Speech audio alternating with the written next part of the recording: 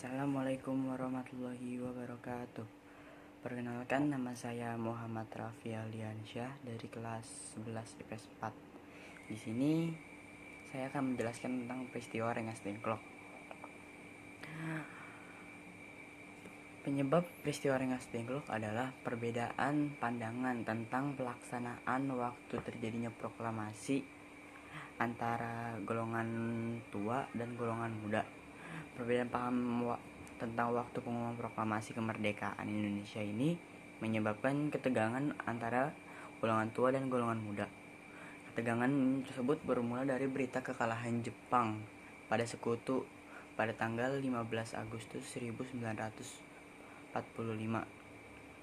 Adanya perbedaan sikap antara kedua golongan tersebut wajar karena pengalaman yang berbeda serta kurangnya informasi terkait situasi yang sedang dihadapi.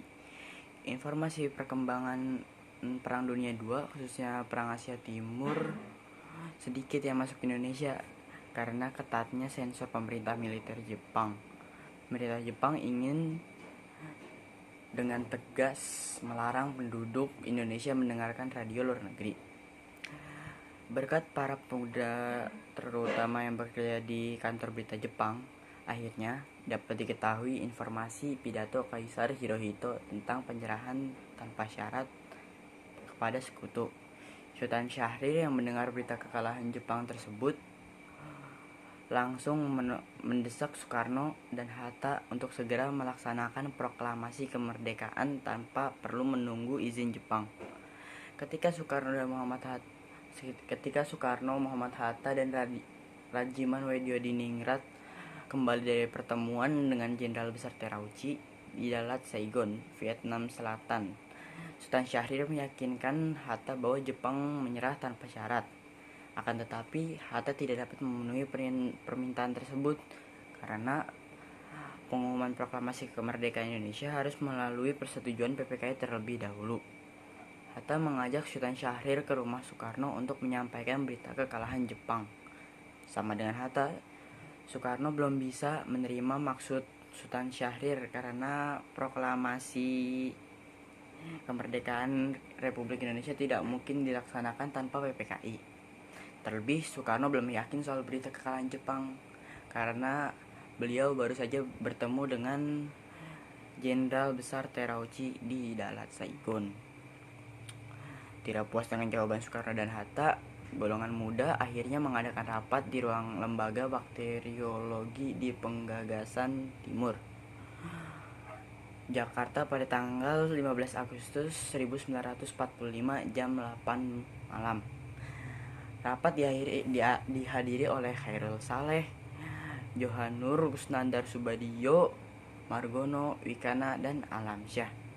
Hasil rapat adalah tuntutan agar bangsa Indonesia sesegera mungkin memproklamasikan kemerdekaan dengan menyertakan Soekarno dan Hatta untuk menyatakan proklamasi kemerdekaan Republik Indonesia pada tanggal 16 Agustus 1945.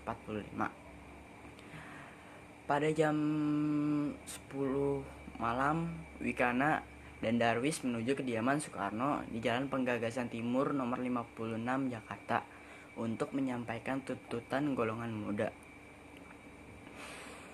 Perdebatan menampakkan perbedaan pendapat antara golongan tua dan golongan muda sehingga muncul ketegangan. Menjelang 16 Agustus 1945, para pemuda mengadakan rapat sekali lagi yang dihadiri oleh Sukarni, Yusuf Kunto, Muwardi dari Barisan Pelopor, dan Sudanco Singgih dari Daidan Peta. Rapat menghasilkan keputusan untuk mengamankan Soekarno dan Hatta keluar kota dengan tujuan menjauhkan Soekarno dan Hatta dari pengaruh Jepang.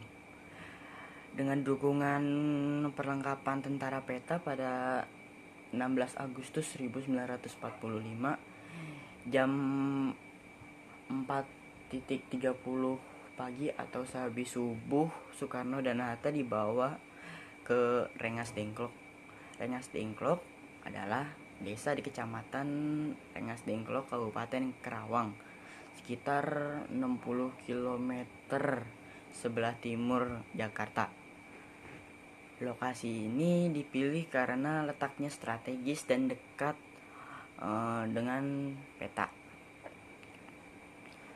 Meski demikian, penculikan dan upaya penekanan yang dilakukan golongan pemuda kepada Soekarno dan Muhammad Hatta untuk segera memproklamasikan kemerdekaan Republik Indonesia, terlepas dari pengaruh Jepang, belum berhasil.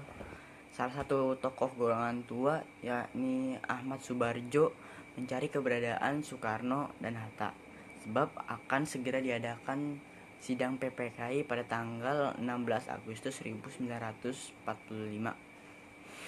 Subarjo mendesak Wikana untuk mengatakan lokasi penyembunyian Soekarno dan Hatta, tapi Wikana menolak. Ahmad Subarjo menjelaskan Soekarno dan Hatta sangat diperlukan di Jakarta untuk diplomasi dengan Jepang. Tindakan para pemuda akan mendapat balasan dari Jepang, sebab mereka sudah diberi ultimatum oleh sekutu agar tidak melakukan perubahan politik di Indonesia. Akhirnya, Wikana bersedia mengatakan lokasi Soekarno dan Hatta. Pada tanggal 16 Agustus 1945,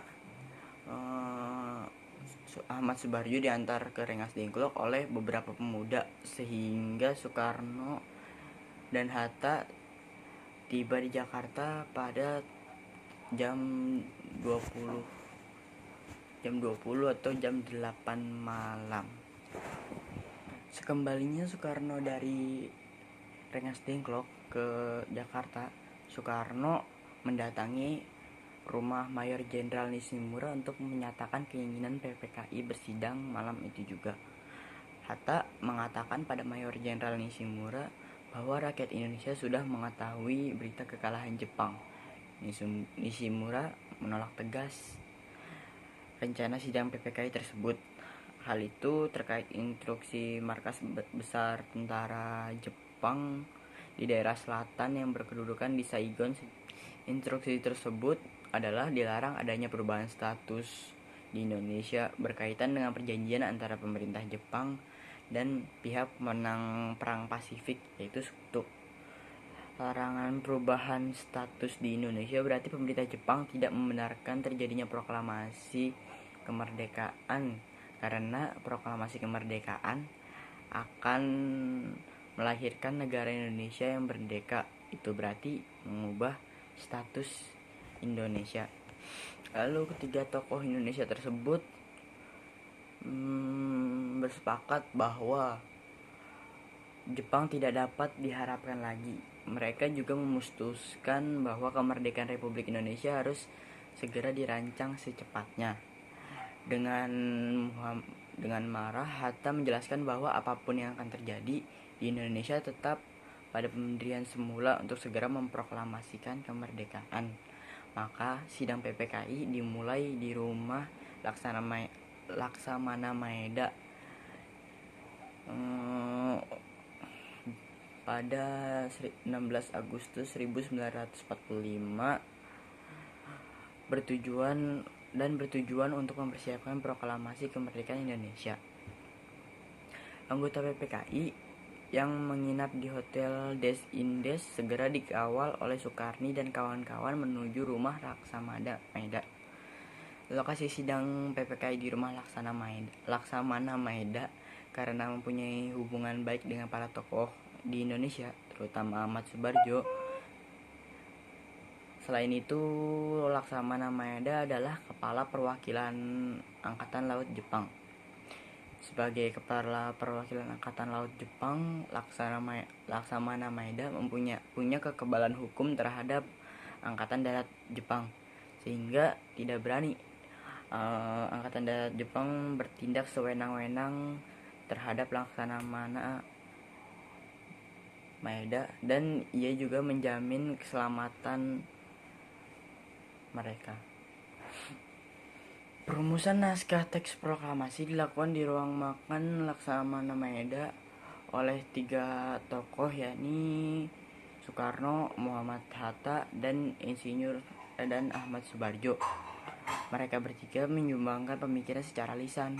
Soekarno bertindak sebagai penulis rumusan konsep proklamasi. Proses perumusan naskah proklamasi kemerdekaan tersebut disaksikan oleh Miyoshi dan 3 tokoh muda, yaitu Sukarni, Sudiro, dan BM Diah. Lalu setelah selesai dirumuskan, teks proklamasi tersebut diketik oleh Sayuti Melik menggunakan mesin tik dan akhirnya dibacakan oleh Soekarno yang didampingi oleh Muhammad Hatta pada tanggal 17 Agustus 1945, bertempat di sebuah rumah hibah dari Faraj bin Said bin Awad bin Murtad di Jalan Penggagasan Timur nomor 56 Jakarta Pusat. Dan akhirnya pada tanggal 17 Agustus 1945 hari tersebut secara resmi dijadikan hari kemerdekaan Indonesia hingga saat ini. Sekian dari saya. Wassalamualaikum warahmatullahi wabarakatuh.